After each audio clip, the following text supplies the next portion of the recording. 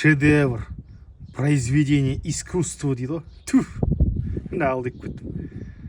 Картинка сияқты, бірақ қарашы, цветтері кәдімгі кемеліне келіп әдемі коптить етілген ғой. Майы сап-сары кәдімгі, еті қызыл ғой кәдімгі.